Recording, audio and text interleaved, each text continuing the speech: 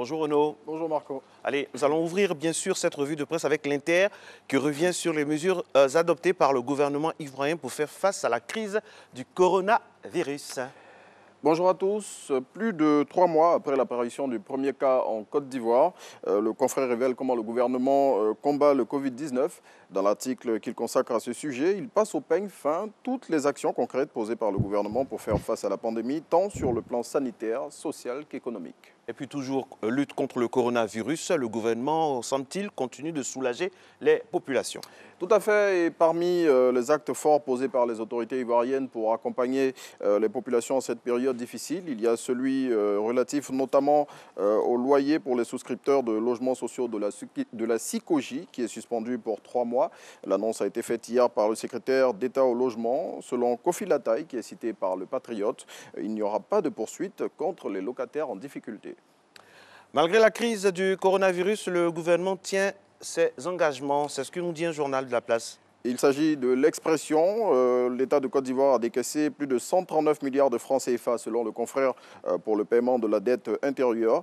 Dans la pratique, cette opération qui vient soulager les fournisseurs de l'État en cette période difficile occasionnée par le Covid-19 va mettre l'accent sur les entreprises disposant de factures inférieures à 100 millions de francs CFA.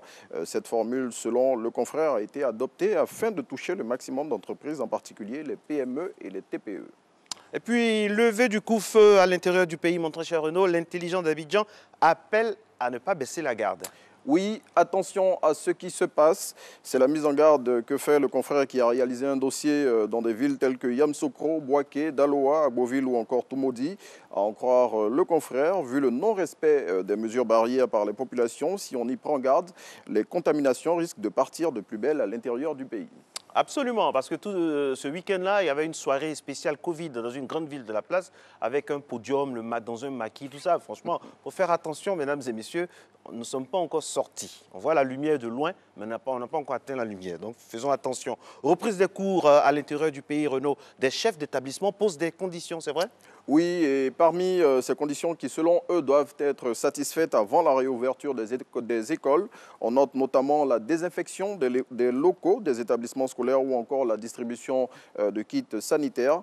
À noter pour cette reprise qui sera effective le lundi 18 mai 2020 qu'un document de non-contagion au coronavirus est exigé à toutes les personnes qui doivent sortir du Grand Abidjan. Et sachez, pour refermer ce sujet, que les vacances scolaires sont prévues du 14 août au 13 septembre 2020 et la rentrée prochaine est fixée au 14 septembre 2020.